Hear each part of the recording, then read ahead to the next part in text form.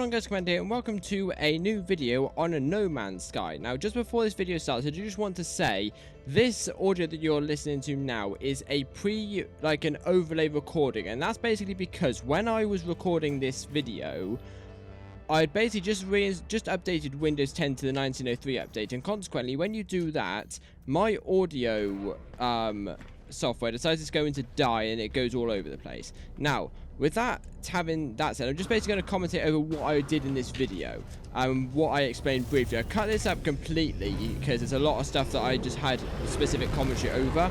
But basically, what I've done in this video is, off camera, this planet that we've got in front of us is a humid planet. Now, this humid planet is actually a very heavily livable planet, and where there's got no actual consistent hazard on it. Now, the other planet, which we were looking at beforehand, which was a hyperborean planet, I'll look over it again in a second, here we go. This hyperborean planet is an ice-cold planet, so an icy planet. So this planet down here, as you can see, is very green, very beautiful looking, just for a planet in and of itself. But it's very good to actually make a permanent base on. So that's what I'm going to decide to do from now. We may move to a different system at some point if we find a more suitable planet. The only thing that I found out later in this video this planet does is it has very sporadic and random like firestorms, which I don't mind, because if I've got a base that I can just hide in for 10 minutes while the storm clears, I'm not entirely fussed about that. But as you can see, we've got things like salt deposits. We had very large amounts of alien artifacts where we can, like, knowledge stones to start off with, which I was very surprised at, which we learned an awful lot of words off of in this video. I only show you a small fraction of it because, again, I cut a lot of it out, a lot of the walk and a lot of the mining for stuff and what have you. It was originally a 36-minute video, and it's now a 16-minute video, so I've managed to cut out about 20 minutes of complete just rubbish. Not rubbish that was actually in the video, but it was rubbish for this commentary because it was stuff that wouldn't actually make sense, because it's just mainly just me talking while I was mining stuff, which should really have been cut out anyway, but a lot of it is just like stuff that wouldn't have made sense. I can't really talk consistently for 36 minutes. But as you saw then, we had humming eggs and buried technology modules. Now humming eggs are very good on the galactic trade deposit. I'm just going to read this to you a minute. 161616 log entry 4925C follows. A sparking wires of machine generate a signal, tapping out its broadcast into the void. Whoever left the message is long gone. Cipher signal. Entry 4925C, no fuel, failed to reach station, hazard protection low, no choice but to underground, deployed base computer. As well as the log entry, the signal contains plans for a base computer and a terrain manipulator. With any luck, the base computer will hold more information about whoever is leaving these messages. Download the plans. Now, we get the things for technology, the terrain manipulator. So, advanced terraforming devices module overloads existing multiple systems, allowing them to reshape regions as they wish, charged with metallic elements such as ferrite dust and stuff like that. Make it with carbon nanotubes and dihydrogen jelly. We also get the base computer, which is used for like a base command sort of thing. But we need copper for that, which we have got a couple copper deposits, as we find out later in the video. But to mine copper, we need a terrain manipulator. Now, I cut out a bit of me collecting the stuff for the terrain manipulator and cut straight to us mining the copper, just because it's boring mining stuff. We had 2 copper deposits in this video. One here and one quite a bit further back. So we actually got quite a lot of copper to start off with, which was good because copper gives us chromatic metal. And especially as we get further into this game, chromatic metal is used for a lot more advanced stuff. So it's very good to have a lot of copper. I'll also probably spend most of my off-camera work, once we have our warp drive that we can jump between systems to, just jumping on planets, just harvesting their copper, just because we're going to need an awful lot of copper as we get further in. I mean, at this moment in time, it's not too much of a problem, because there's only certain things that need it, but as we get more and more into it, especially when buying upgrades and manufacturing upgrades, we will need more and more copper. So, but back to what I was saying before I was reading out the stuff from the base computer. There's number of things that we saw. We saw the humming egg, which is very expensive stuff on the trade terminal on the space station. So if we collect those, then we get an awful lot of like units back from that.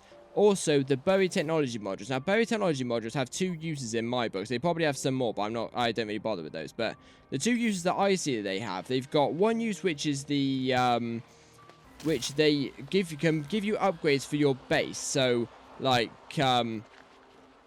they can give you more stuff like communiques, beds, chairs, stuff to build like blueprints for your base and stuff. So making better like structures to make your base look even better, which you will do first point of call. The base that we're building in this episode, or it's at the end of this episode, is not going to be permanent. When I get the blueprint analyzer down and we may get the blueprints for the bits that I want to make the base out of, what we build today and in subsequent episodes until I get those parts, we're just going to completely just tear down, because we don't need it. It's just basically wood that we get, and it isn't very like fun. But another thing that those technology modules are good for, 3 technology modules, I think it's 3 or it might be 1, I don't know, but I don't know how the stacking works in this game. I think it's 1, but I think it's 3, but I'm not entirely sure. But anyway, 3 of the technology modules go for 150,000 units. So if we get a lot of those technology units, if we get a lot of those technology modules, selling them on the black market, we can get a pretty penny for those, and with that we can get quite expensive like stuff. Like, the only problem at the moment is that because this is our first system, a lot of the stuff we found on the space is very basic, especially as far as things like the multi-tool is concerned. You'll see at the end of this episode, I go try and find a multi-tool. I'll go try and find a multi-tool that we can use to upgrade from the one we've got. The one we've got isn't exactly very good, but the one that they offer us at the start isn't exactly much better, so I sort of skip away from that and don't bother with it. But if we go to another system, we may spend 100,000 units on a multi-tool, but it may have about 7 or 8 different slots to put upgrades into, which would be very much better than just having one that's got 1 extra slot, which would be like 6 of what we've got. May even have 10 like slots, depending on how many how expensive it is and what one we buy. But so that's what technology modules are more used for. So what I do here is, I mentioned in the video that I wanted to try and live up on top of that ledge. Now, theoretically, it's not impossible, but the only problem is that I actually found out that I've got no way to climb up on top of that mountain. Now, as from playing No Man's Sky previously, from recording this series, I have noticed that I have a very bad habit of not refueling my ship when I need it. So consequently, if I find myself down on the ground with my ship up top, I can't summon it if it hasn't got any fuel in it. So if that happens, I'll be stuck on the bottom with no ship, no means of getting fuel, no means of actually getting up there. So that just completely annihilates completely, and there's no hope. So I'm not even going to try that until I know that I've got enough fuel to rocket up there myself, or till I can get a ladder to get up, make a ladder to get up there, and then I can expand my base up there. But aside from that, I'm not really going to bother with it, because there's not, it doesn't matter. The only pain that I realised at this point of the video, actually, hence why I started to manipulating this little machinery here.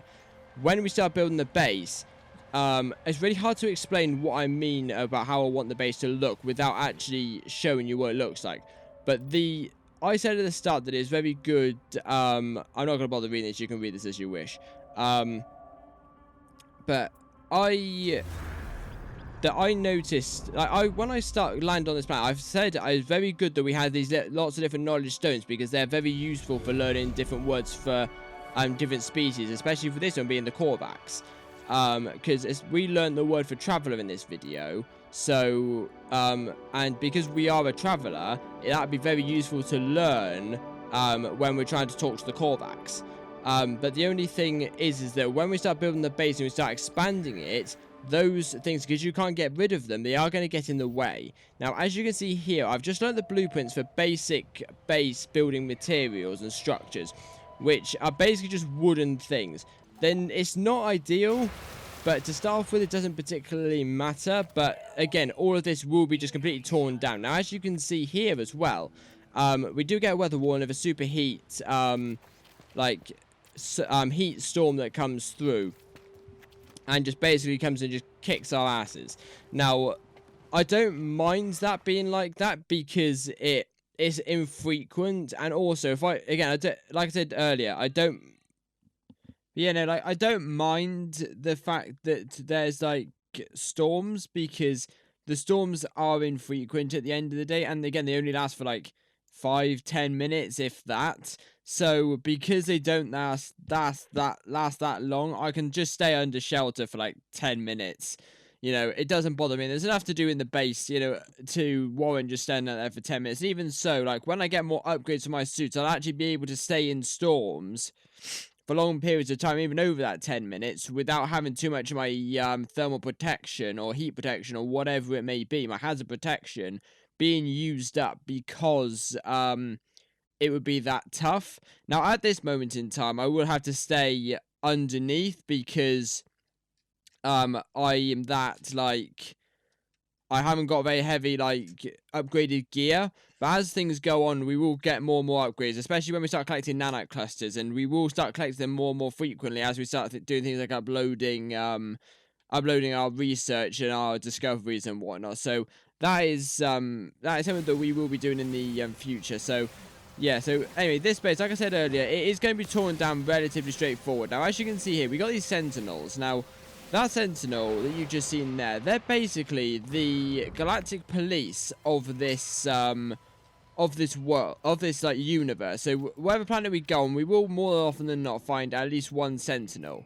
Now, sentinels are very much like GTA 5 or Watch Dogs or whatever. They come in a 5-tier ranking structure. Tier 1 is one just normal sentinel. Tier 2 is armored sentinels. Tier 3 is armored sentinels and like quad dog sort of things. Quad sentinels on like 4 legs. They look like dogs, robot dog sort of thing. Tier 4 I think is two of the quad dogs, and Tier 5 I'm not entirely sure. I think it's just all of them all at once. But the thing is that this is the reason why I mentioned this video. I think I mentioned it earlier as well. Manufacturing facilities. I found one earlier, but I thought I found one earlier. I didn't. But if I did, I wouldn't have gone into it, because to get into a manufacturing facility, you actually have to blow the lock off. And to do that, you need at least either a mining beam or some form of weaponry. Now, sentinels, as soon as you blow up on that door, you get an instant 2-mark rating. Now, trying to blow open a door with sentinels consistently firing at you is not a good idea, especially when you're at a position where I am at the moment, where you've got no actual protection against the sentinels. Like, your shields are not very strong, your health isn't, you haven't got much health, you haven't even got a basic weapon to fight off the sentinels with. You only got your mining beam, which isn't actually very effective in the grand scheme of things. So really and truly, you really don't want to do that until you got some upgrades. But as we go through and progress through levels, you know, I'm going to go off camera between this episode and the next episode to try and go to different planets, to try and make as many discoveries as I possibly can, to get as many nanite clusters as I can, to build things up. I'm also going to try and get as many units as I can, so when we jump to slip space, or do like warp drives and hyperdrive jumps and whatnot, we can buy a better multi-tool. Now, I did try and have a look for one here, and you'll see this in just a second, but it's only got 6 slots on it, as opposed to my one, which has got 5 on it. It was 40,000 units, and I thought that's not really worth it. I'd rather spend more nanite clusters to get one with like 6 or 7 slots in it, so I can actually put more stuff in it and get more upgrades for it. Because the thing is with upgrades, if I buy an upgrade for my multi-tool, and then, as you can see, you'll see here, it's only got 1 more slot than the one I've got currently. It's 48,000 units. I can't buy it anyway, so it didn't really matter. But the thing is that, like, as I get more and more progressive on, if I've got one with if I did get this one, let's say, any upgrades that I did put in it that I would buy for my nanite clusters would completely just obliterate and just go away once I buy a new multi-tool. So I'd need to put all those things back, which I don't want to do because it's a waste of resources and a waste of nanite clusters. Now, as you can see, this is me uploading my stuff here. And as you can see, you'll see that I'll get a few nanite clusters for it. You can see my nanite clusters going up. I got like 40 or something, 50 nanite clusters for it, which is good. But off camera, I will be going to different planets, especially the planets that are in my system, and just discovering things, getting nanite clusters, and building out some more units. So then, when we do warp drive, we can buy a really effective and good multi-tool. So anyway, that is about what we have time for in this Let's Play video here. I'd like to thank you all very much for watching. Again, I do apologise for the fact that my audio is a voiceover. I've tried to keep as consistent to this video as I possibly can, but I looked back and I just thought I didn't even have my audio in the right channel, because after I updated to update my Windows 10. But anyway, I hope you guys have enjoyed. If you did enjoy, don't forget to smash that like button and hit that subscribe button for more awesome gaming content. And I shall see you all later. Bye.